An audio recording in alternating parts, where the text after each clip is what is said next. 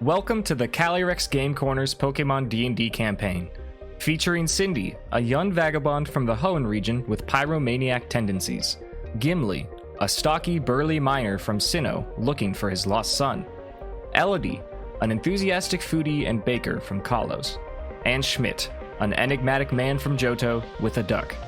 My name is Rich, and I'm the Game Master, and this is Dunsparce and Drampa.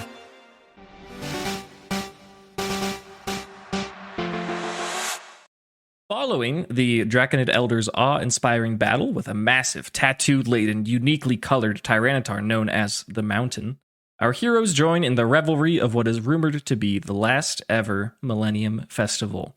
Between the Quacko Packo, the 4 Draconid Elders, and the dozen or so trainers who braved the trek through Meteor Falls, the attendees come nowhere close to filling the chasm that Draconid Village is settled within. However, they enjoy the party much the same, as if there were thousands in attendance. It is now late night, around midnight or so. The sky is constantly illuminated by brilliantly colored meteors burning up in the atmosphere, almost like natural fireworks. In the Elder's cabin, Rinza and Tomatoma impart cultural knowledge to Cindy and Elodie, respectively. Gimli, after enjoying hearty food and ale, met Jinga by the natural lake northeast of the ceremonial stage. To the west of the stage, Walker was observing the festivities in solitude before putting on a scowl upon witnessing Schmidt and Symmetra enjoying reveling in the form of dance to music created by Aster, the Exploud, and an assortment of rock and steel-type Pokemon clanging their bodies together. What are the members of the Quacko Packo doing? If it makes it easier, we can roll RP initiative. I don't mind doing that. I don't like how this guy's looking at me. I don't mind rolling RP initiative. Let's do it. I think this gives an organization. Yeah, let's Initiative. The stakes are not high, but the party is split. Why is this the only time? What the hell is that? I never get high initiative. And then today? Plus death. What the hell is that? He never gets low initiative. What is that? You stole my initiative today. Oh, that's crazy. What the hell? Robbery. Wow. It's plus Oh, death, goodness. right? Yeah, you do have to add your dex, yeah. Oh, I have to add. Well, it's a natural one, so I don't Yeah. know if you want to treat it as a If it's a crit natural fail or one, not. we're going to treat it as a crit fail. You go last Okay, anyway, yeah. dude. Yeah, that's true. It doesn't matter. Yeah, it's fine. God, what am I doing? By this lake, I just learned about the mountain. Did we discuss my son? Did we go? You brought it up, but you haven't asked Jinga anything specifically. Now, since you rolled first in initiative, could be a great time. I might need to be reminded of the conversation that we had because, like, he brought up my son. Like, I don't know how to continue that conversation. Yeah, If so fragmented. Does that make sense? Sure. So he just kind of like asked what brought you there and like why you're journeying, and he assumed you were like a family man. He was like, I can tell about you, like you're a father. And that's when you said, actually, yes, I have a son and I'm looking for him. And and that's when he was like, let me give you this technique that we use to defend our tribe for generations. And that's more or less where you left off.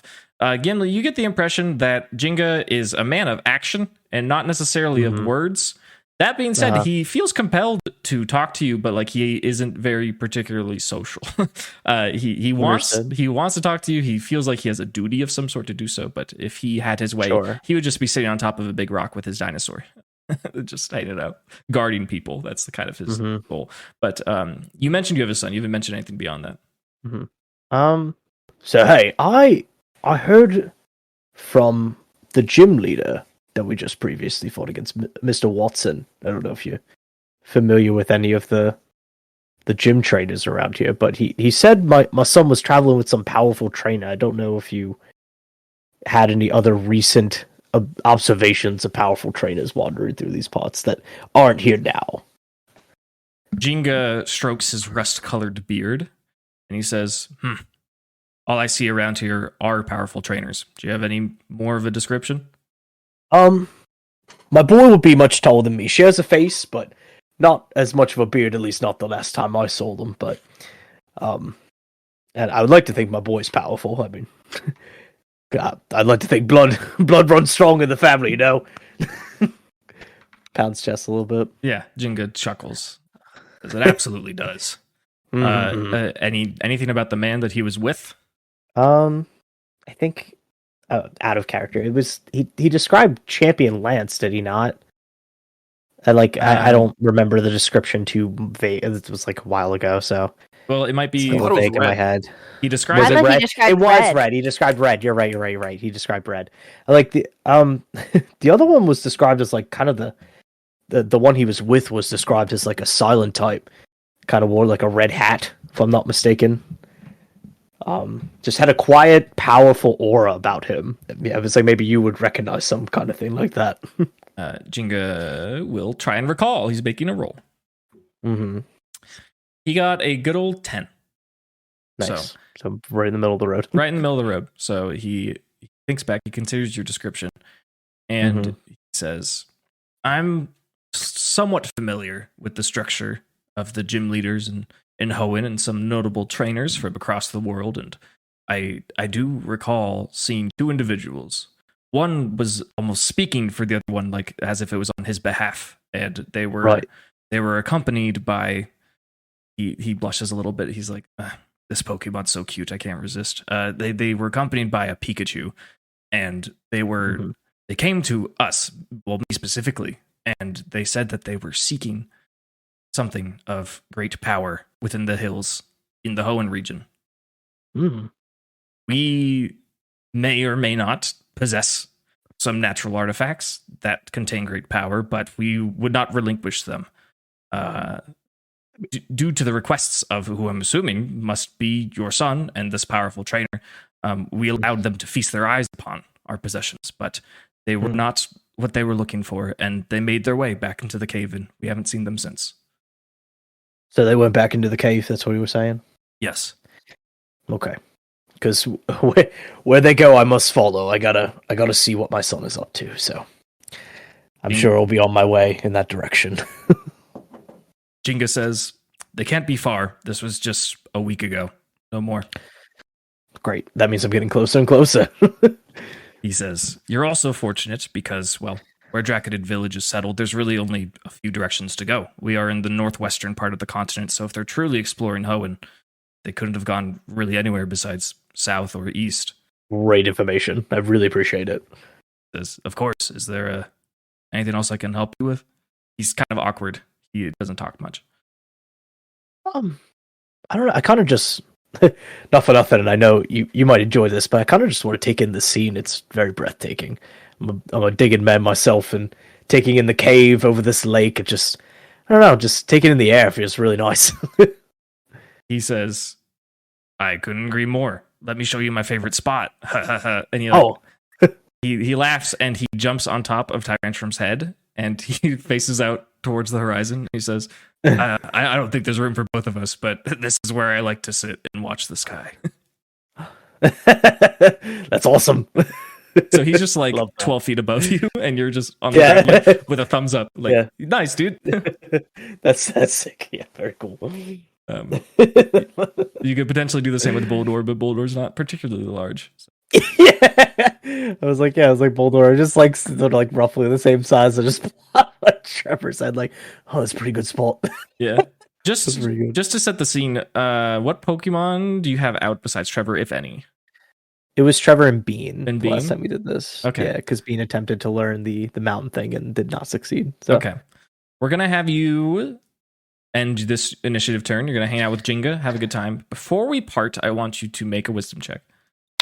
12. 12. Noted. That might be relevant when we loop back around. Okay. Elodie, you are in the Elder's den. It's not a den. You are in the Elder's house? Cabin. That's what I've been calling it. You're in the Elder's cabin. Pretty close to the stage. You can hear music playing outside.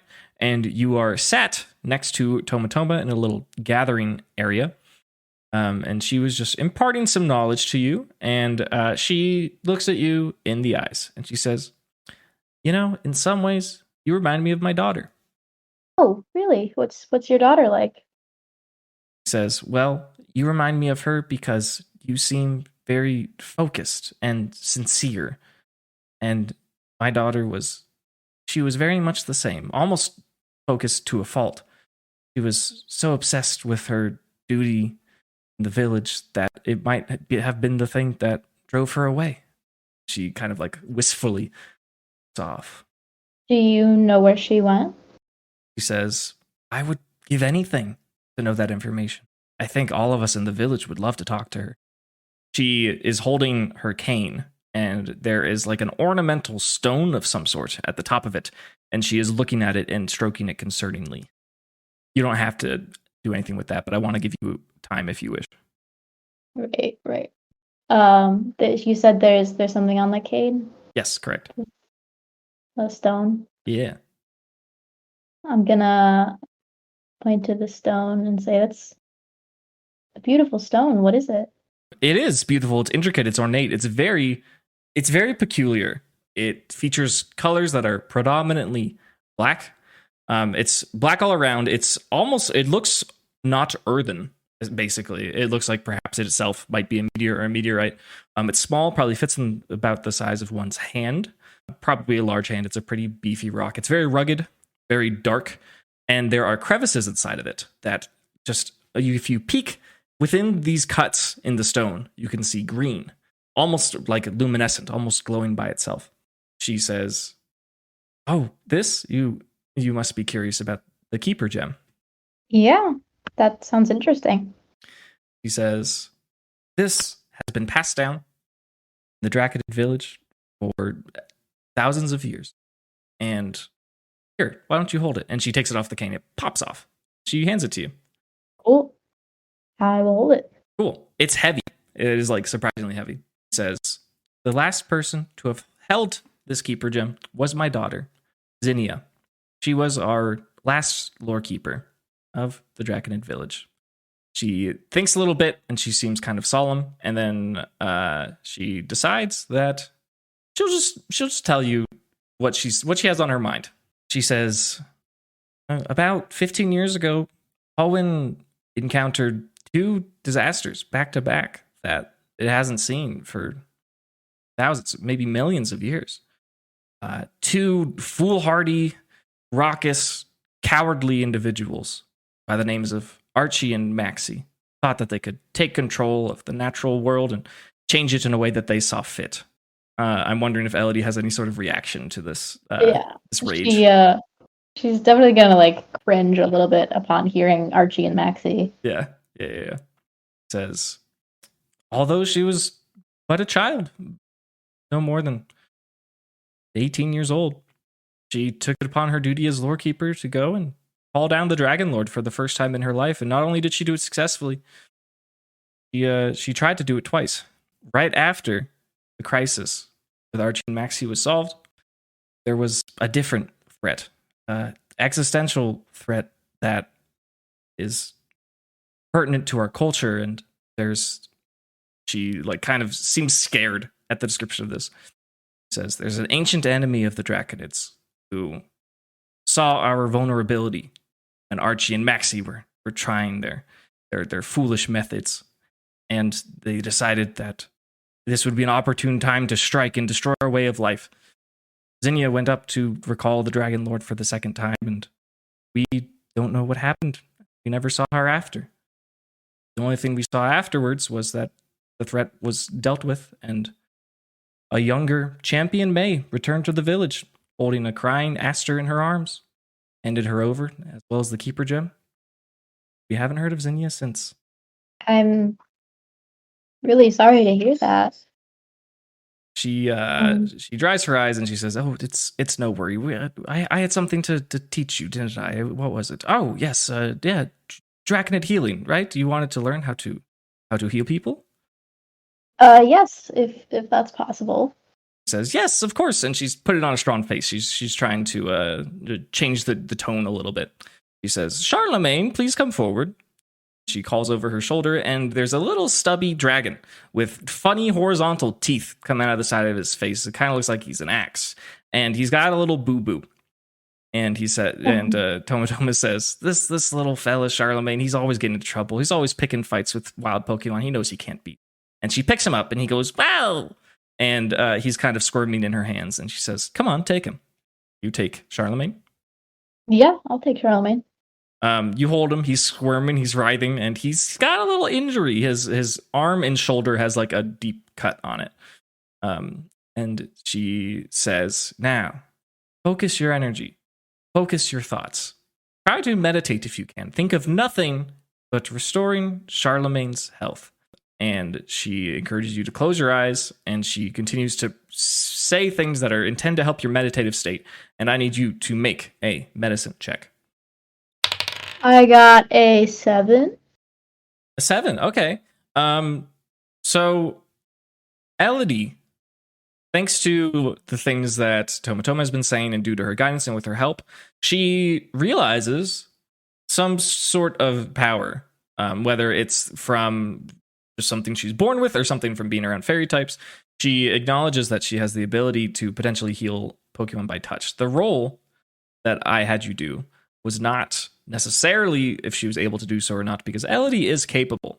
I do the role that I had you make was for, well, I need you to, it was to evaluate if Elodie could intuit exactly how much healing needed to be done. And the answer is she didn't really. And Elodie runs her hands over Charlemagne the Axew. I also need to ask one more question. Pick a color. Pink. Cool. Elodie runs her hands over the injured Charlemagne, and there's a little pink glow coming out of it, out of her hands. And some restorative properties begin. Elodie, in her brain, knows that she's healing Charlemagne. However, as a result, she's draining a lot of her own life force to do so. In fact, far too much than she already needed. And I need her to roll 8d8. 8d8. I got 28. 28. Elodie exchanges 28 health points from herself into Charlemagne, which was more than enough to fully heal Charlemagne. However, she feels a little drained. She feels a little exhausted. Tomatoma kind of gets up with her cane quickly and she says, oh, careful. And she eases your back into the seat. And Charlemagne looks really pleased, and he is like no longer squirming, and he's like patiently looking at Elodie to be let down while she is out of breath. Does she do so? Yeah. Great. Tomatoma says, you're clearly a natural, but it may take some practice. Everything when it comes to life and death and healing is an exchange. It's a balance. So keep this in mind. Continue to practice, but be careful to not overdo it. Thank you. I had no idea that I could even do this. She says, sometimes it just takes some guidance. I think I have a copy pasta for you. Not copy pasta. I mean, I have an ability to give you. I will read it out loud as well so that your fellow players can know and the people listening can know. This ability is called Healing Touch. As an action, Elodie may directly transfer her own HP to any willing or unconscious creature she can touch. This is half as effective on Pokemon. Upon learning this ability, Elodie gains 60, 10, or 30 maximum HP. You are welcome to roll this if you like. You can roll 60, 10, or 30. Oh boy. You're just getting healthy. Elodie can heal beyond her possible HP pool into negative values up until a negative amount equal to half of her maximum. Immediately after doing so, after going beyond 0 HP for herself, she falls unconscious with 1 automatic death saving throw failure. In this situation, when she next regains consciousness, she experiences levels of exhaustion equal to the number of failed death saves.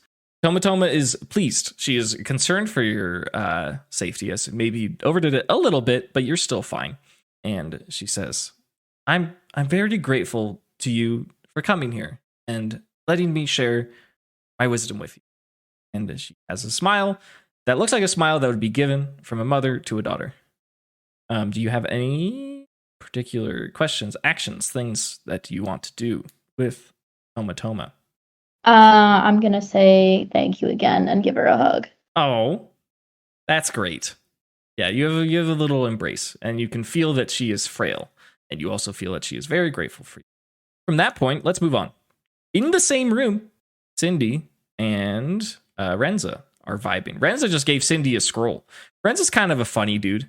He's awkward. He seems like the kind of guy that just kind of says things like whatever comes to his mind. Maybe a little spontaneous. But he just handed Cindy a scroll that contained the information on how to teach Draco Meteor. It's very impressive. It's out of a parchment that seems like it's laden with stones somehow. And the writing on it is very distinct. It reminds you of the art that lined the walls as you entered. However, there is a translation that is in classic common of the modern day that is beside it that you're able to read the description of Draco Medium. So Renza looks at Cindy, says, "Hey, what do you think? Looks pretty powerful, right?" Yeah, it looks great. Can't wait to teach Cookie. He says, "What are you waiting for? Do it right now." All right. Renza gets very excited because he likes Cookie a lot. Cookie to Renza has fulfilled some sort of rumor some sort of mystery that he's been invested in for his whole life. And the fact that Cookie just gives him a great deal of satisfaction. All right. I show Cookie the scroll. Mm-hmm. Cookie looks at it, and Cookie can't read. So she looks at Cindy quizzically. I read it to Cookie. Great. And there are some similar to some TMs that you got from Lava Ridge. Interestingly enough, there's some dance moves. There's some movement directions for people, which is very interesting. Do you wish to perform this with Cookie? Absolutely. Cindy question. You can answer however you want, but this is very relevant to Cindy's stuff. Where are you performing this? You're currently inside the hut. This is a bad idea, but I feel like in true Cindy fashion, she'd be like, "Yeah, let's do it right now." Okay, yeah, great, love it. Okay, let's see how well you do. Does Renza stop me before I do this? Not right now. He's too enamored of the cookie to even. All right. Show me what's the role to convey this? I think it's wisdom. We're making a lot of wisdom checks. Wisdom check for me or wisdom check for Cookie? Ooh, I think it's for Cookie to interpret what Cindy's doing. All right. Oh no. Cookie's wisdom. That's an 8. It's an 8. That's less than the average. Which might in fact be a good thing here. Cookie does understand Cookie's picking up what Cindy's putting down, more or less. And there's a flash in Cookie's eyes as Cookie looks upward and goes, "Bah!" and just kind of shouts into the air. And a baseball-sized purple rock slams through the stone roof of the cabin that you're in and hits the ground in front of Cookie, and it just smolders a purple-blue arcane energy. And Renza steps back. He's like, whoa, you could have hurt someone with that. And he looks at the roof. He's like, hey, I got to get that patched up. You might want to go practice this outside. Okay, I guess we relocate outside. Okay. You do that. The moment that you step outside, you are intercepted by a woman. She is clearly a trainer, an adventuring trainer, and beside her is a Pokemon that you and only you so far in the party has recognized. This is an Absol. And they kind of like corner you outside the hut. And she says, "Hey girl, do you like money?" What? She says, "It's not a hard question. Do you like money?" I mean, who doesn't? But it's not like my priority. She says, you want to make some money? This sounds sketchy. You can roll insight if you want. I'm going to do that. Okay. Her Absol is just kind of looking at you. Jesus. What is insight? Wisdom. That's a 6. It's a 6? This woman seems kind of fun. It seems like whatever she's up to, she knows how to have a good time. Great. I'll hear you out. What are you proposing? She gets a big smile and she says, "Great."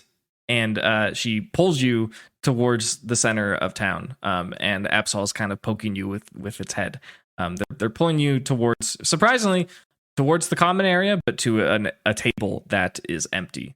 And she intends to sit you down, but we'll leave you with that. Up next is Schmidt. Okay. Schmidt and Sam were just having a good old time. They just ate some food. They've been dancing. And Schmidt notices from the corner of his eye, kind of lurking off, not in the shadows, but just kind of in the distance, is a reclusive walker joined by a Skarmory. He's just standing and watching and almost kind of scowling at Schmidt and Symmetra. Okay. I just want to say, ultimately, the goal is I want to get Walker by himself and talk to him alone. Okay. But Schmidt's gonna make like a big deal about it. It's like, "Oh, hey, I don't like the way you're looking at me, bud. Let's go fight outside." Okay, so is this intention like, are you truly trying to intimidate him, or are you like lying? I'm like lying. Okay, I think either way, I kind of want to get a charisma to see how well you can do that. Yeah. I don't know if I want to do deception or performance, but whatever you get, I want you to add 4 to it. Okay. That's a 12. Okay, so yeah, that's pretty successful. It's so convincing, in fact, that Sam sees this and she looks over at Walker and she says, "Oh, this is probably a good time for me to relieve myself. I'll be back." And she walks off. So you're approaching Walker and he seems kind of like embarrassed and his face kind of changes to like, "Oh, like maybe I did something that I shouldn't have." And he kind of looks at you and he's, "What seems to be the problem?" How do I do this? So my problem with you is outside, and he's like pounding his fist in his hand, Oh, wow. trying to look intimidating. Yeah. Yeah. Walker says, "I've never said no to a challenge, but listen here, we're already outside." He kind of gestures around because it's true that you're outside. I'm In just fact, trying to like get him alone. yeah. In fact, you were like kind of close to a little vegetable garden that seems to be growing at this little western corner of the village. You are more or less alone. Now that Sam stepped away, you are at least 30 feet away from any other people, and there's music playing from Aster the Exploud and a bunch of rock types that are slamming together. So you are more or less private.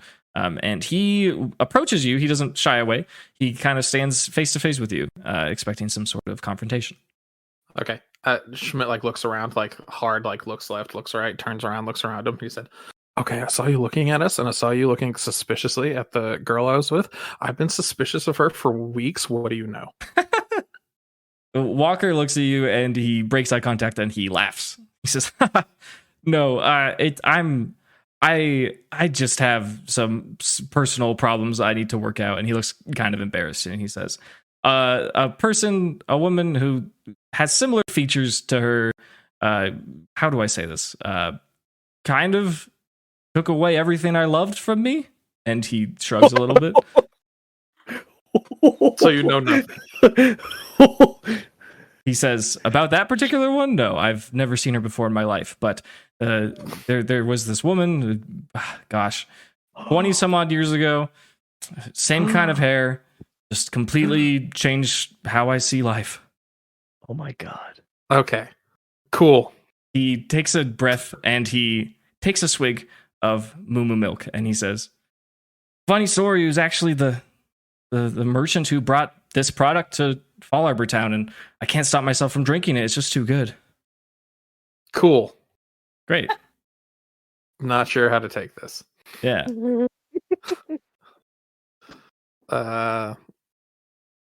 Ask him about the milk, I guess. I was like, "Oh, who's the merchant?"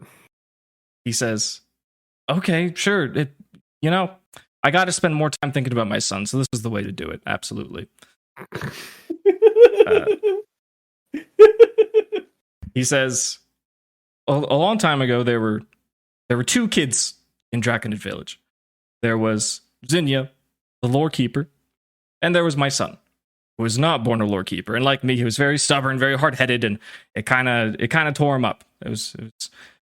He had a lot of resentment for me and our culture, and I feel like ever since he was 8 years old, he was looking for an out. And I was doing my normal trip to Fall Arbor, bringing the cart along, bringing my son along. We went to go pick up some moo milk because it's the best drink ever created. We get to the market, and there's this cute, charming, spunky, pink-haired woman. And I saw my son laid eyes on her, and he just couldn't get enough. He ran up to her and had a conversation. I was just trying to purchase the milk. I came back. I was exiting the store. I said, "Son, going back to the village." And he was pretty resistant. Saw him exchanging letters after a while. I don't know where this girl came from. I don't know where she went. And then mysteriously, a few weeks later, he left. Never saw him again. He was about 20 years old. And Walker looks a little sad and disappointed. He says, "I know the milk comes from Johto, but I don't know who that woman was." Okay. Describe your son. He says, So you pick it up, just put it down here. He says, "Of course, certainly. I haven't seen him for a while, so I'm hoping that he grew into a strapping, charming young man. But my son, slender, classic Draconid features, pretty fair. He had dark blue hair, he loved bird Pokemon, and he looks around and he says, "Wait a second, is that a Farfetch'd?" It is a far-fetched. He kneels down, he looks at it, he says, "This looks remarkably similar to the one that my son had. He had quite the affinity for flying types and bird Pokemon." And he stands up and he kind of looks you from head to toe. He's gonna make a roll. He says, "What's your name, kid?" My name is Schmidt. What was your son's name? He says, "My son's name is Faulkner." And he's looking at you very suspiciously. He says, "Tell me about your parents."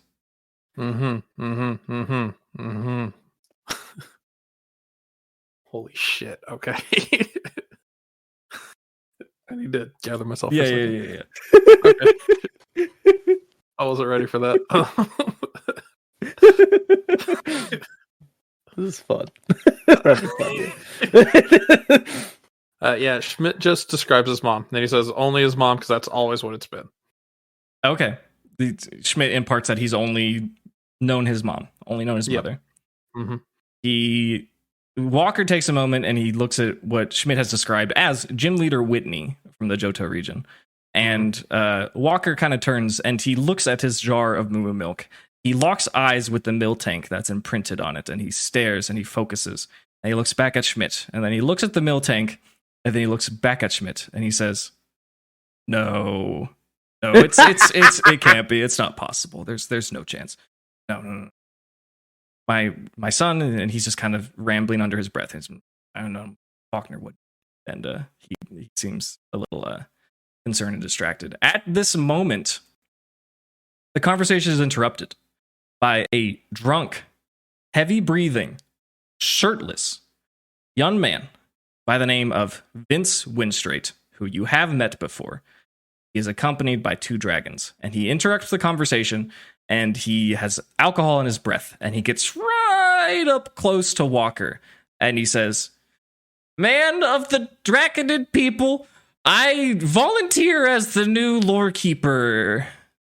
And he raises his fist in the air. He says, "Lore keeper! Lore keeper!" And he has 2 dragons on either side of him, and they're writhing and going, "Meh, meh." And Walker seems not very impressed by this. He turns his attention. He says, "We're having a conversation. By the way, you don't just get to volunteer to become a Draconid lore keeper. That's not how this works." Yeah, and Schmidt also turns to him and was like, "Yeah, can you fuck off?" Roll a intimidation. Oh, hell yeah. Let's go. Can I have Quacko assist with that intimidation? Sure. Yeah. Yeah. You know what? I rolled a natural 18, so I don't think it needs it. Yeah, that's fair. What is intimidation based off of? Charisma? Okay, so it's just an 18. Yeah. Vince says, "It doesn't. I am a Winstraight, and we are the most powerful trainers of Owen of all time. Power, win, straight, success, strong." And all the dragons are like, "Bah, bah, bah." They're like writhing along to it. And Walker says, "Please, you're really invading our time, and you're completely spouting nonsense. This is not how any of this works." And Vince says, "What are you gonna do to try and stop me, huh?" What am I gonna do to try to stop him? He's not fucking off, is he? He's drunk and annoying, and he thinks that he deserves some attention right now. I guess I'm fucking fighting this guy. Okay. I don't necessarily need you to roll initiative if you want to see how well you want to do this. Vince doesn't intend on fighting anyone right now, so what is Schmidt trying to do here? Oh, fuck, what is Schmidt trying to do? The classic.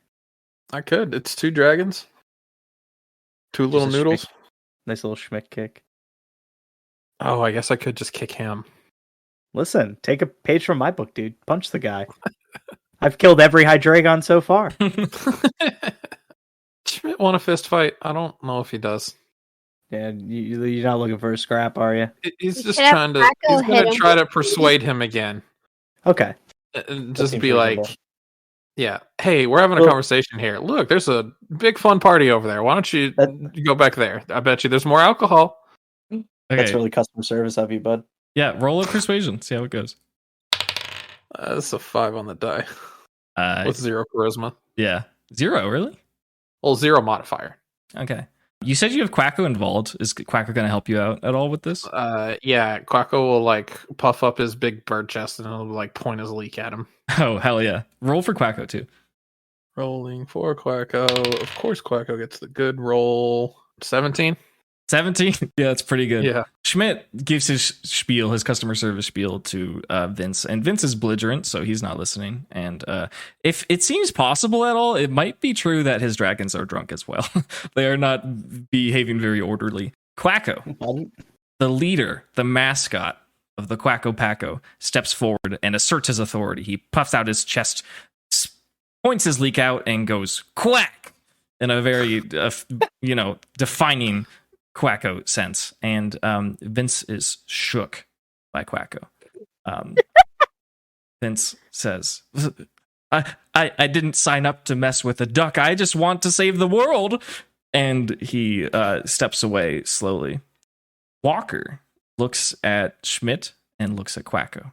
He looks at the Moo Milk, and he looks at Schmidt, and he looks at Quacko, and he looks at the milk, and he says, "You didn't know your father, and you say you're from Johto, and your mother has pink hair and is a gym leader, and she's kind of looks like you a little bit." Yes, these things that you have said are true. Walker looks at you one more time and he books it. He fucking runs south faster than like any man who's in his 80s should be able to run. He's What? do you stand in what's your call here? What are you doing? Fucking follow your grandfather. Go. Go. Yeah, I think Schmidt is starting to put 2 and 2 together as well. Uh-huh. And he's just like, "Fuck it, wait, get back here!" Okay, chases him down. And chases off after him. Okay, Walker charges southwards in Draconid Village. This old man blazes past Cindy and this woman with the Absol, and he might actually run into them. Let me do a roll. Yeah, he totally does. He totally trips over Absol. And he turns it into like a somersault, like very dexterous acrobatic kind of flip over and rights himself and keeps running way crazier than any old man should be able to. He takes a sharp turn and turns into the cabin, where the elder cabin, where Cindy just was and where Elodie currently is. He is panting and out of breath, and he goes, "Toma." And she says, "Walker, are you okay?" And he says, "Give me the gem." Now, Toma does not have the gem. Elodie is currently holding it. Does Elodie relinquish the keeper gem? Yes. I'm just Okay. gonna be like, here? He snatches it incredibly fast, just all like in a mean way out of your hands. And he runs back outside. Schmidt, are you still chasing him? Are you caught up to him? Yeah, we were chasing. We're caught up. Okay. He pulls you to the side of the cabin where no one is, and this old man is like out of breath. And he says, "Well, there's only one way to find out." And he holds this like glowing rock. Do you receive it? Sure, yeah. Schmidt places the keeper gem into his hands.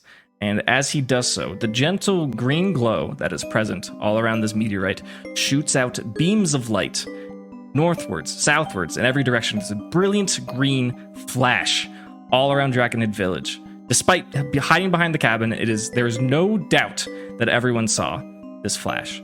Walker locks eyes with Schmitz, and he cries. And he says, my grandson is a lore keeper." And he goes for a hug. What the fuck? You don't have to hug him back, but he is going to hug you. Schmidt is like not there anymore. He's just... What the fuck? Yeah. Yeah, that's reasonable. That sounds like a great place to leave Schmidt's arc. We're going to go check in with Gimli here. What? So I'm just staring at a lake, dog. I don't know what to do here. yeah, roll a perception. Yeah. Might as well. Looking at this lake. I don't even.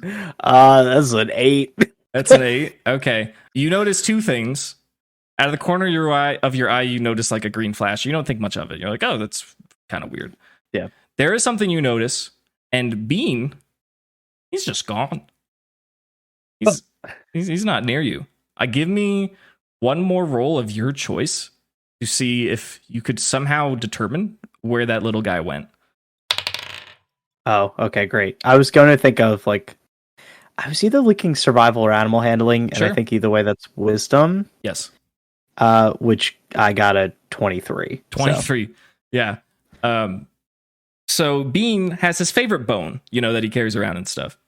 Right. And you can see if you turn your back directly south, you see a pair of tiny little footprints and the bone being dragged along the ground beside it. If you squint your eyes, you rolled high enough. If you squint your eyes really, really, really carefully, you see on the giant towering footsteps is a little Bean who is running as fast as he possibly can outside of Draconid Village, and every chance he gets, he shadow sneaks 15 feet forwards. He is booking it. He has a mission. Oh God, Bean! I'm sorry, I gotta go. my little guy's acting crazy. I gotta go capture him. Jinga, not really good at goodbyes. Usually at events, he just kind of leaves. He Irish goodbyes it, or Draconid goodbyes it, if you wish. But he's just chilling on top of Tyrantrum. He's not concerned with it. Are you chasing down Bean? I am. Cool. Because you're just going to be running, we're going to let you do that, and we'll catch up with you later. This is harkening back to our very first session, where everyone was split up, and I think maybe at some point they might reunite. And there was a point in that first session where I started moving things faster. That is now. Things are going to be moving faster. Elodie, you're up. You saw Walker, one of the elders, charge in, super out of breath, take this rock from your hands, and then out of the corner of your eye, you saw a crazy green flash. You see Tomatoma, who is all of a sudden very alert, and she looks up and she's looking outside of the cabin, and she says, how? And you see Renza turn his attention around, and he says, no, it can't be. And they're both kind of curiously looking outside and around. What do you do? I'm gonna say, what's going on? Should we check that out? Tomatoma says, it must be a fluke. There's no chance. There's no way. And they slowly start walking outside. You may or may not follow them if you wish. I will follow them. Okay. As you turn the corner, you see Walker just holding Schmidt, and Schmidt is kind of awkward in this embrace, and he's holding the keeper gem that Tomatoma pulled off from her cane and gave to you earlier. I will give you one opportunity to say something to Schmidt, or Schmidt can say something to you if you want. Or nothing. You don't have to. I'm just going to say, you okay, bud? Schmidt's going to try to talk, while it's going to come out as but yeah, that's reasonable. Renza and Tomatoma gather around Walker and Schmidt, and they kind of look at Schmidt, and they look at Elodie like they're kind of piecing they're part of a group that came in together. That's where we'll leave that. Very exciting. Cindy, you witnessed this old man charge past you, trip over Absol, do a little somersault on the ground, stand back up, and run inside a building. But this woman is still pulling you towards a public but also somewhat private table, that part of the festival. She says, I don't mean to be rude. My name is Scarlet, and I'm here to make you rich. Do you continue going with her? I guess. Cool. She sits you down at the table, and she has Absol kind of really close to you. She says, I'm all about luck. I'm all about probabilities. I have a mission. I heard that somewhere in the world there is a orange-colored Absol, and the Absol that she has makes a little coo sound. It's and it's very invested and curious. And she says, my friend Abby and I are on a quest to find this orange-colored Absol, and in my opinion, you can do anything you want with the right odds and the right number of tries. She asks, what's your name, girl? Cindy. She says, Cindy, pick an amount of money. 2 $Poké. She chuckles and she says, it's not going to be that low for long. All right. She reaches into her pocket and she hands you a dice of some sort, and it's a piece of bone, and it has numbers etched into it. She pulls one out herself and she says, roll it. Roll a d20. 19. Great. Her bone dice clatters against the wooden table, and a 12 appears on the front. And she says, here you go. And she gives you 2 $Poké. She says, you ready to do it again? I don't understand what's happening. She says, it's fine. It's my turn. She says, 350 and she rolls the dice. She says, Cindy, it's your turn. What if I don't have that kind of money? She says, oh, we'll find a way to make it work. And her Absol kind of like nudges into you even closer. Something doesn't feel right here. What is Cindy's course of action? I'll like gently put the dice down and try to walk away. Like, sorry, but no. Okay. Scarlet observes this. She says, oh, I get it. No, it's fine. You'll be back. You will be back. And where's Cindy trying to run off to at this point? Maybe somewhere like out of line of sight from this person, but Cindy wants to check like the Atlas Stone because this area is like interesting. Crazy stuff happening. Yeah, so find like a secluded spot to like tuck away and like look at the Atlas Stone, see if anything's like happening there. Yeah, you want some privacy? Yes. I didn't describe this, but I will just retcon say that when you arrived to the village, Walker identified a specific cabin with 5 beds that would be for your party. So you're welcome to enter there if you wish. Sounds good. Okay. What is your plan with the Atlas Stone? Just to see if it's like glowing in any weird spots. Okay. Or see if it's like picking up on any energy in the area because it like does weird stuff. Sure. Give me a roll. I guess an investigation roll. That's a nat 1. Nice. That's great. That's really good. We'll catch up on that later. We're gonna go back to Schmidt. Schmidt, Right. You were dumped with like an incredible amount of information that you may not really understand how to process. And an old man is hugging you, and he just prescribed to you some title that seems very important to him. And then these old people and Elodie gathered around you. And what do you do? The fuck do I do? Yeah, you don't have to do anything. You can say you can pass, but I'm just curious. The fuck is going on right now? I don't really have any thoughts. That's fine. Yeah, it was totally reasonable for you not to have any. Walker closes off the embrace, and he puts his hand on your shoulder, and he looks at you. He's crying, and he turns to the other 2 elders, and he says, "Find Jinga. The Draconids are not extinct." And he looks over at Schmidt once again. Does Elodie have a reaction to this? I think she's pretty speechless at this point. Yeah, that's fair. That's reasonable. Renza says, oh, right away. He's probably at the lake. And Renza starts running off. Walker looks at Schmidt and he says, okay, this is certainly a lot to take in. And I understand you have a lot of questions. But I think just for now, just for tonight, this is a 2-day festival. We should just celebrate. This is the reason we're here, is for celebration. So we, just keep, and he puts his hand on this meteorite that he just gave you. He says, put this somewhere safe, and don't tell anyone about it. And we'll talk about this in the morning. How's that sound? Okay. Great. Do you tuck it away? Yeah. Great. You may add 1 keeper gem to your inventory. Okay.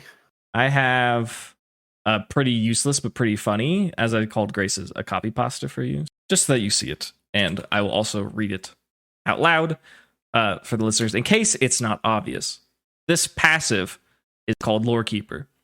It reads, Schmidt is the last known surviving Lorekeeper of the Draconid tribe by birthright. The implications of this are not fully known. Very useful passive. Definitely gives you a lot of information. Yep, there's a lot there. Very cool. Great. Good. Walker gets very excited and he says, I think it's time for a drink. Our family just got a little bit larger. And he runs off, and it's not clear what kind of drink he's talking about. Is it more milk? Is it ale? Who knows? Tomatoma kind of creeps up. She is adjusting her posture because her cane is a little bit shorter than it used to be because there's no rock on top that she is used to having there. And she looks at you and she smiles and she says, welcome. You don't have to have a response to that if you don't wish. Hi. Great. That's very good. I'm planning on moving on to Gimli. Is there any... I just want to make sure... I know it's a lot. Is there anything that Schmidt's trying to do here? Get really drunk. Okay. Great. It seems like that might have been what Walker was trying to do. So are you just going to go back over to where the ale is? Yep. Schmidt's just going to drink his problems away. Excellent. That's great. We'll do that. Gimli. Still on the chase. You're on the chase. I don't need you to like roll for traversing terrain that is made for people to walk on. It's a lot of steps. You're probably going to get tired, but it's going to happen. So you're chasing Bean. Bean's up to something. Bean doesn't usually do stuff like this. You run up to the top of the stairs and you find yourself at the part of the cave where you entered. It's really dark, but you do see something interesting. Roll a perception. That is a 13. 13. That's good enough for some good information. So as you approach the tunnel, it's quite dark, but you can hear the pitter-patter of Bean's footsteps, followed by silence as he shadow sneaks, followed by more footsteps. He has turned the end of the tunnel, and he's going right. However, the sound of his movement is interrupted by the occasional bonk sound, and then a screech, kind of like, "Bee!" And as you look, and then the sound of something light falling to the ground. And as you look forward, and you continue chasing Bean, you find that tens, dozens, maybe 50 or so, as you're running down this tunnel, there's just fallen Zubats. They're just all over the place. They are just getting bodied. He's just bonking them. He's just bonking them. I'm assuming you're continuing to chase him through the darkness. Absolutely. Okay. You heard him turn the corner, so you turn left. Good adventurers go left, and Bean is a good adventurer. Yes. As you are running, you find yourself in a familiar area as the walls turn more and more bone-filled. It's very peculiar. Lots and lots of bones, and as you're heading towards where the giant skeleton was. Again, more and more fallen Pokemon. Not just Zubats either. You see some familiar rock types that have big indentations in their carapace from being struck by something. Bean is quite literally on a rampage. You go all the way into the chamber where the skeleton was. Absolutely. Cool. You do that. As you enter, you see Bean mouth first, where a large rib bone was sticking out of the ground is almost entirely consumed. He has a fever in his eyes, and he is consuming these bones rapidly. And he looks at you, and he has a glare. You do anything about this? What's going on, bud? He hears your inquiry, looks at you, and kind of tilts his head like a dog listening does. And he continues just absolutely devouring these bones. It makes absolutely no sense how quickly he can consume these. It is completely absurd. He completely scarfs down that rib, and he throws his bone to the ground, and he makes eye contact with you, and his eyes roll into the back of his head. Do you do anything? No.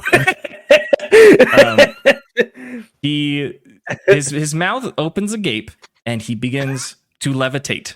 He starts floating in the air, and black tendrils of mist swirl around his body and encompass him.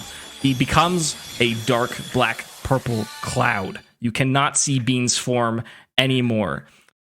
After a moment, the haze is burst away by an explosion of light, and what you see before you is a bony larval husk, pure white.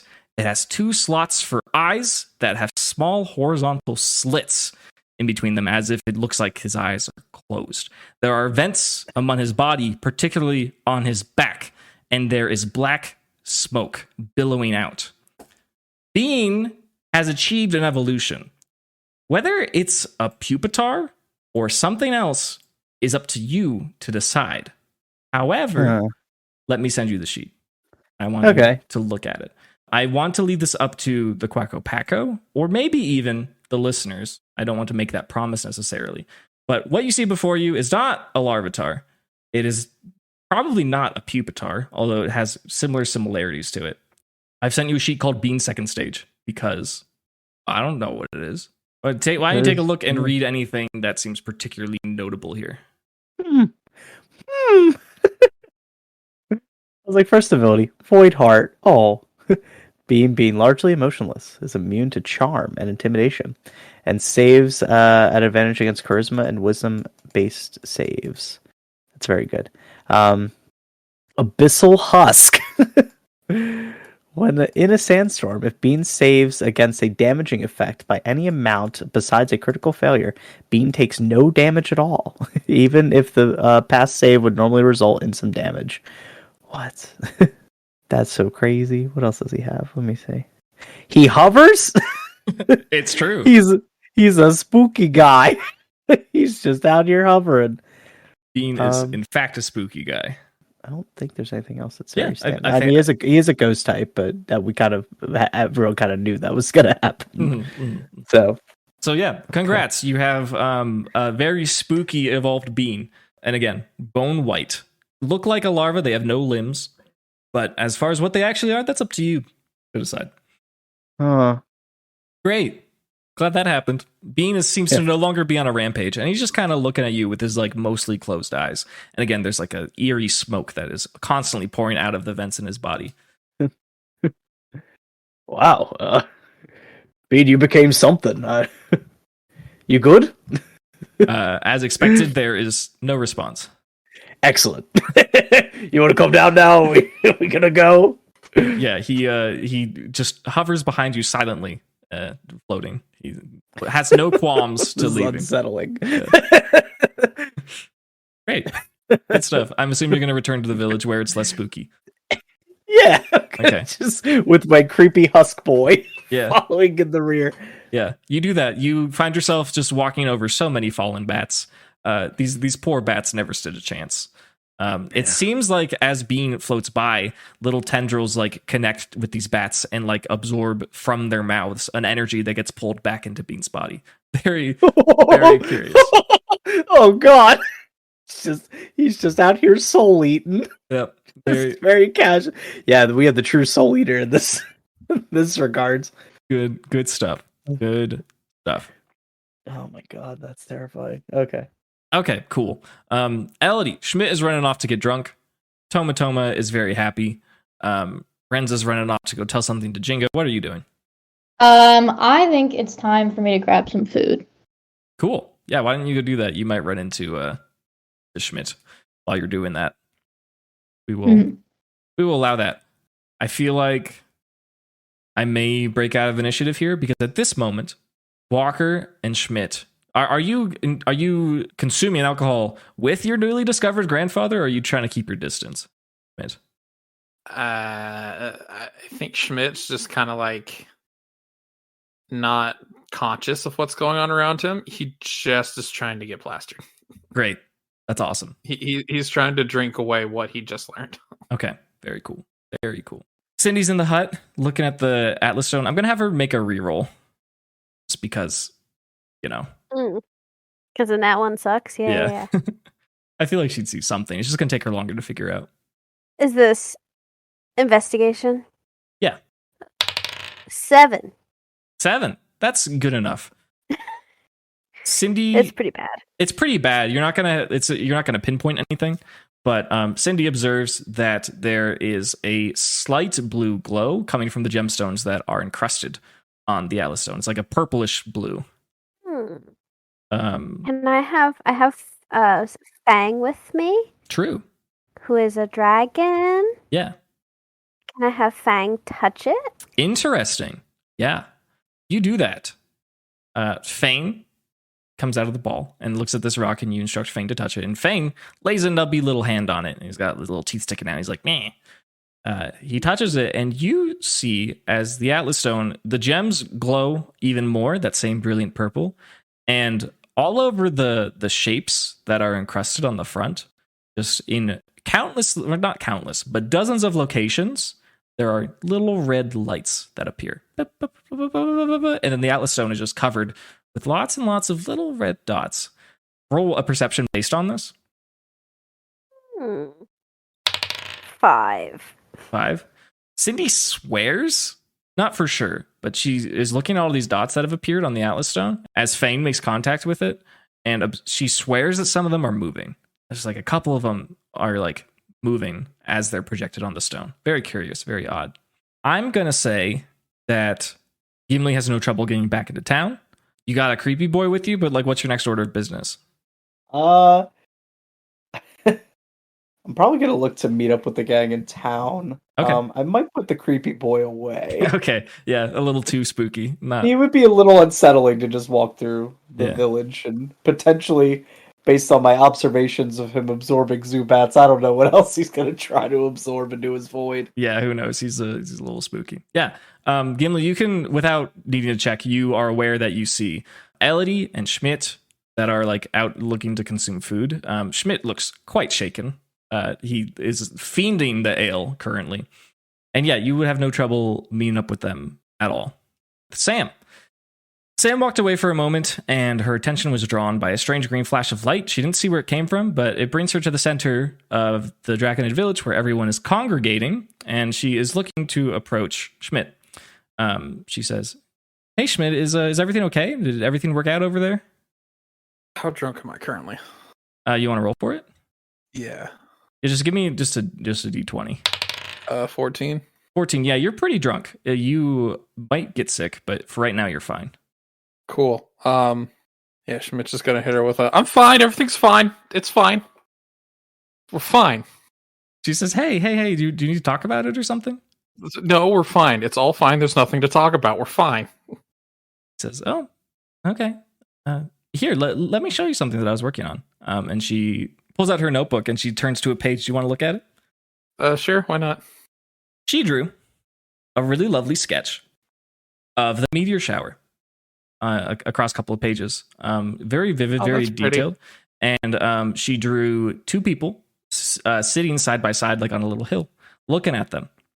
And she says, isn't this nice? Yeah, that's a nice picture. You're drunk. Roll me perception. Disadvantage. That's a clean 4. Clean 4. Nice. Yeah. You don't glean anything particular off of it, but she hands it open to you. I'm going to bring everyone together. So they're just like not necessarily in the same proximity, but I want to check in with Ellie and Cindy and Gimli one more time. What are you doing at this moment? I guess Cindy's gonna put everybody away and like put the Atlas Stone away and rejoin the party. Okay, great. Elodie is enjoying the local food. Very good. Same, I will definitely be partaking in the local food and ale. Cool. Having a good time. Great. Excellent. So this happens. Walker and Tomatoma and Renza and Jinga just kind of watching from a distance. Jinga is just standing off to the side, just staring at Schmidt, and he's grinning. He's very happy. There's a moment where Walker comes up and taps Schmidt on the shoulder, and he says, oh, we have a lot to talk about. I'm really looking forward to tomorrow. Do you have a response to that? Nope. Okay. Pretend like he's not there. As Schmidt is guzzling ale, and Sam is showing him her notebook, something peculiar happens. In a moment, as everyone was just subject to a big old flash of light in Draconid Village that seemed to stretch across the whole chasm and into the skies, everyone notices a different, particularly bright light coming this time from the sky itself. From the Draconid meteor shower standing out is one particularly bright and large meteor. It almost seems like maybe it's coming closer to Owen. Is there any particular reaction in this moment from anyone? Just a quick look up at the sky and kind of a squinty-eyed glare like, what's going on there? It casts the entirety of the village in a dull orange-red hue, which, besides Gimli, causes everyone to look up. They're all looking at this strangely bright, ever-growing closer meteor that seems to be growing bigger and bigger in size in the night sky. Walker turns his attention from Schmidt and looks at it, and Schmidt can hear, deep under his breath, he says, oh, no. And it appears that in just a matter of seconds, this thing is probably going to collide with where you are stationed. Everyone gets one reaction right now to do something. So the meteor is coming closer. Mm-hmm. Okay. It is exponentially growing larger in the sky, and it is glowing orange. So I know Soli could like absorb the heat out of like lava in the volcano. Could Soli absorb the heat and energy coming off of the meteor? What's your intention to try that? Well, like have Soli touch the Atlas Stone to get to the Alpha form. Okay. And then absorb, like, I guess before it impacts completely, like absorb the heat and energy from it, so maybe it is less. I am describing this chance for you to do something as a reaction. I think that is going to be summed up as pretty much 3 seconds. You are welcome to make contact with Soli and the Atlas Stone to change her into her powerful form. You will not be able to give a command or instruction until after this meteor impacts. So it won't help that much. Yeah, that's fair. I think jumping out of the way or farther away as possible. Seeking cover is your goal. Yes. Okay. Cindy, you do that. I might have you make a roll after. Anyone else? How like big is this meteor? I guess You can. that we can tell. I'll give you a roll to suss that out if you want.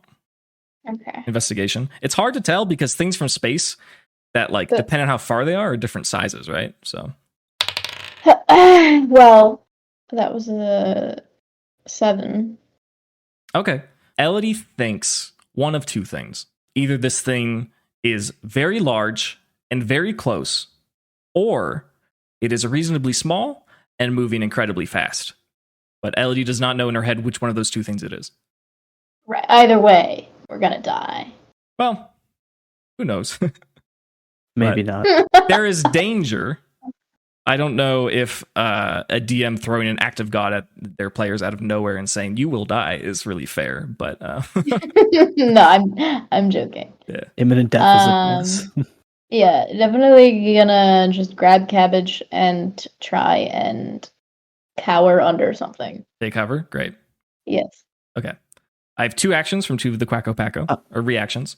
I'm going to look to like try to make cover Great. with both Trevor and Lasagna, who are both, well, Trevor was not in the ball, but Lasagna is. Mhm. And Trevor's going to look to kind of be a blockade with Iron Defense, and then Lasagna has Wide Guard. So we're going to try to just at least block something for the initial impact. Okay, just to cool. see if we can do something with that. Yeah, I'm flavoring that you are approaching from the southern side of the village, which is true. That is what's happening. And just as I'm having... let's hear what Schmidt wants to do first, then we'll get some rolls. Okay. Is general consensus is like everyone's freaking out and going for cover, not just us? It seems like the elders have a lot of concern. The ordinary trainers who are around are like, oh yeah, look at that in the sky. That's interesting. Ordinary trainers are what? The ordinary trainers are looking at the sky and they're saying, hey, look at that. That's a unique part of the meteor shower. Nobody else is concerned, huh? It seems like just the elders. There's a couple trainers who are like less drunk, who might be like kind of cautious, like they're kind of standing as if they might consider taking an action or something. But no one has expressed as much concern as Walker in your ear saying, "Oh no." I don't have much time to like coordinate like a rescue, do I? It is a reaction. It is a reaction. Fuck. Yeah, so I'm like, get my boys in the way. That's all I can do. I agree with you, though. Grab Quacko, find shelter. Okay. Essentially seeking cover, correct? Yep. Okay. Come to Gimli. Gimli has cover. Yeah, if you want I am the I cover. don't know if I know where Gimli is. Yeah, maybe not. We will have you. Is that everyone? Yeah, everyone's basically seeking cover, correct? Mm-hmm. Seems that way. Walker's reaction is to send Titania directly in between Schmidt and Walker. He places Skarmory in such a way to provide cover for Schmidt from behind. The orange-red light becomes blindingly bright and clearly illuminates the entirety of the cavern that is home to the Draconid village, almost like it were daytime. Accompanied by a terrifying screech and a sonic boom, it impacts into the center of the village with an incredible explosion, destroying the ceremonial stage at the heart of Draconid village. There's an enormous cloud of dust and fire, and every person present must make a DC 11 dex save against splintered meteorite pieces that fly out randomly in every direction. I will grant those who opted to take cover, which is everyone, +3 to that roll. Wide guarded? Correct. Give me... I need to see the efficacy of this wide guard. I believe that Gimli, no matter what, based on how the wide guard is positioned, Gimli would have at least advantage to save, if not be guaranteed it. I don't think the other Quacko Packo members are... Yeah, I was checking the efficacy of that. I'm like, I definitely called that I was going to set up a wide guard for the danger. So, Gimli, you'll be fine. I think you'll be fine. Because I thought Gimli, Trevor would be okay. They're like definitely right there. So. Schmidt has double cover from both sides, so he gets +3 and he rolls with advantage. Everyone else just gets and I roll with advantage. Okay. Yes. Also, I'm going to roll for a number of NPCs right now. I rolled my second die for advantage, and it was a 1. Nice. What was your first one? 7. Okay, +3. Okay. +6. Oh, yep, because you're plus dex. 3 dex, yeah. Correct. Should I roll for the efficacy of the wide guard to see if people get protected by it besides just me? Sure, yeah, because that's fair. I like that because you're guaranteed based on how wide guard works. Yeah, like, but the goal was like to create like some kind of barrier for people, like whoever it is. Yeah, just give me a general d20. Oh God, lasagna, please. 18. 18. Yeah, that's pretty good. Yeah. Let's see what everyone else rolled. I'm out of curiosity. Mm-hmm. I got a 16. Okay. I got an 18. Okay. Great. Ooh, this is gonna get interesting. Ooh. Okay. Nice. Damn. Sorry. We're going a little off script here. Okay, so every member of the Quacko Packo succeeds. They don't manage to get struck by a significant piece of meteorite at all, which is very nice. There's a huge explosion and dust, and it's very hard to see or hear anything currently. Most of the NPCs I rolled for did fine. 2 of them suffered a critical failure. Vince Winstraight gets a pointed rock stuck square in his stomach, dealing 60 points of damage. Oh my God. Oh God. Oh no! Listen, I know he's a drunk asshole, but he didn't deserve that. Oh God. The other critical failure is Not your Sam. friend Sam. No! No.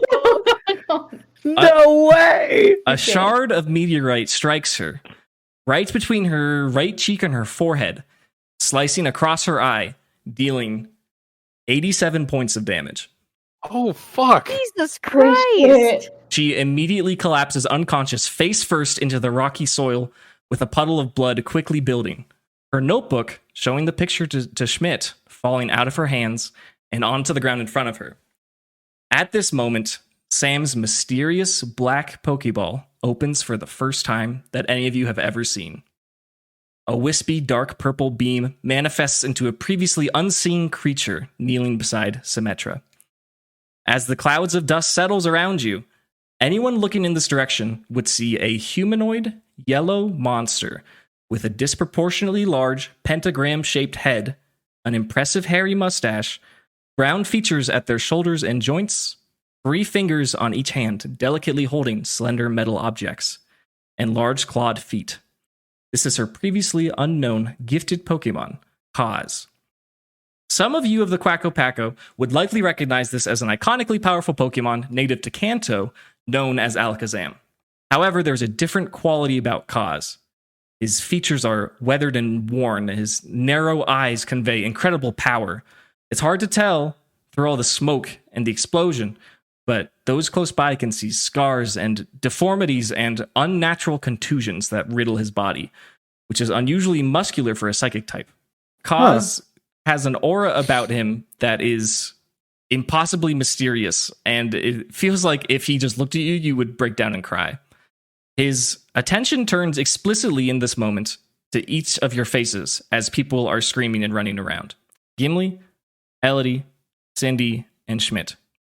He turns around and locks eyes with each of you for only a fraction of a second, but it feels as if he bore into your very psyche and fully documented your life's histories and dreams and failures. After locking eyes with Schmidt, the dust cloud finally settles, and Kaz turns his attention to the center of the village, where the meteorite crumbled into the ceremonial stage, into rubble, and a single 3-foot pitch-black boulder resides. All that is left of the meteor. Everyone in the village, the elders of the Draconid tribe, the dozen or so worthy trainers who found their way here through Meteor Falls, now scrambling out from the cover that they took from the impact, and this disturbing new presence at Sam's side all turn their attention to the meteor. They stare at it, anticipating. Smoke is billowing from the residences and the garden. Small fires form in pockets of dry soil and grass. Tomatoma mutters, It can't be. And Walker holds out his hand in her direction. He shouts to everyone, "Don't move!" Everyone collectively stares for only a second, but it feels like an eternity. Kaz's eyes flash pink for a moment while staring at the meteor, and immediately, each of you hear a voice inside of your own head. It is dark and deep and threateningly private. It says, "There will be death." He lays a deformed hand on Symmetra, and they immediately vanish in a teleport, leaving behind a puddle of blood and Sam's notebook. A man's voice from above shouts, "No!" And you see a man familiar to Cindy and Schmidt. A red-haired, fair-skinned individual flying down from the ceiling from the chasm on top of Draconid Village on a large, four-winged purple bat Pokemon. From within the meteor that has impacted, a pure black, triangular shape levitates out. It is so impossibly dark it feels as if it is draining the moonlight from the surroundings of the chamber.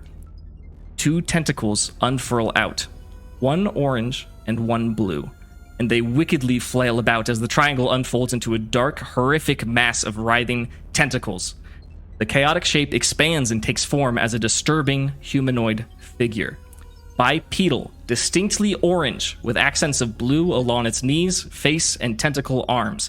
Its eyes are black and completely soulless, as if it were an automata without emotion, its face devoid of a mouth or a nose. The monster houses a purple glowing gem from within its chest. Its tentacles swirl as it stands eerily, observing its surroundings with impossibly fast eye movements. Jinga and Tyrantrum roar in terrifying unison and charge towards this threat, and the rest of the elders follow suit. The visiting trainers scatter, some screaming, and some calling forth their own Pokemon to engage this alien threat.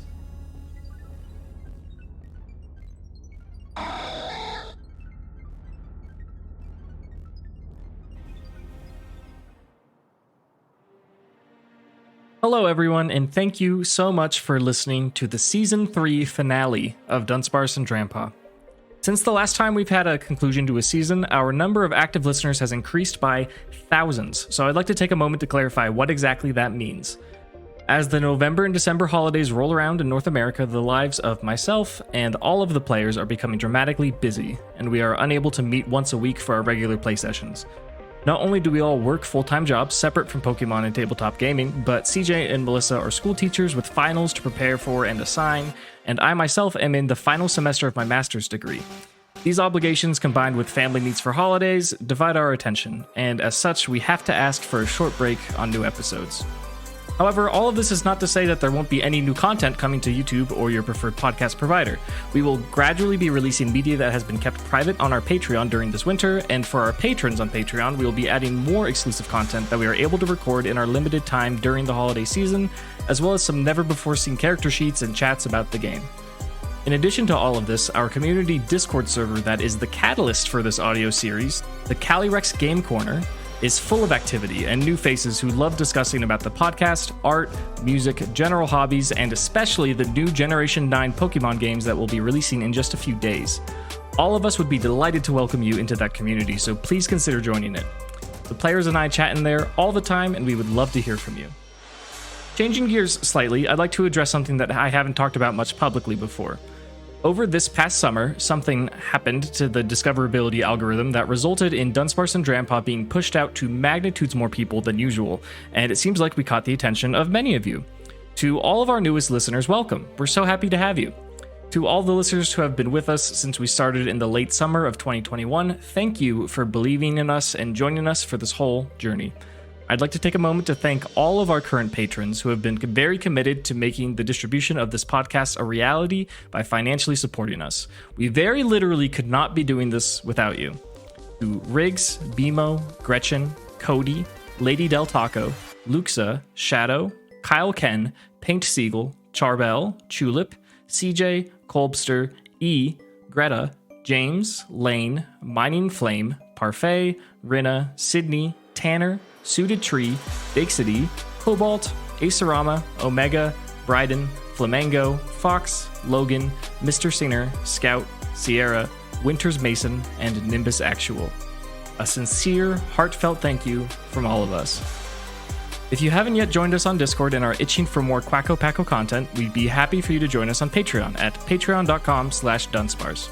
It has been an immense honor to be providing you with all the entertainment of what is simply 5 friends enjoying a role-playing experience in the world of Pokemon.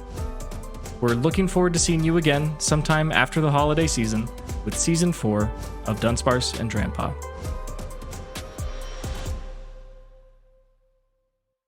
He's not fucking off, is he? He's drunk and annoying, and he thinks that he deserves some attention right now. God damn it, Richie. God, It's literally every Friday and Saturday at work. Why did you do this? The true trial. The true Oh, test. This is just my job. This is just my fucking day job. Did Thought it you was a not night know it's job. Sunday, dude? Oh my god. Yeah, it's illegal to sell alcohol on a Sunday. Walker's like, shit, you're right. We gotta stop. Oh my god, we totally are right now. Speaking of fires, there's a 27-headed Hydreigon headed your way. What's your action? I punch it. Oh shit! It explodes in a million. Oh my god! This has never happened before. I haven't done this 2 other times. I'm so ready for Squids' D&D campaign that he runs. It's just gonna be jump scares. It's like, what do you do? Ah! And then they It's explode. 108 head Hydreigon.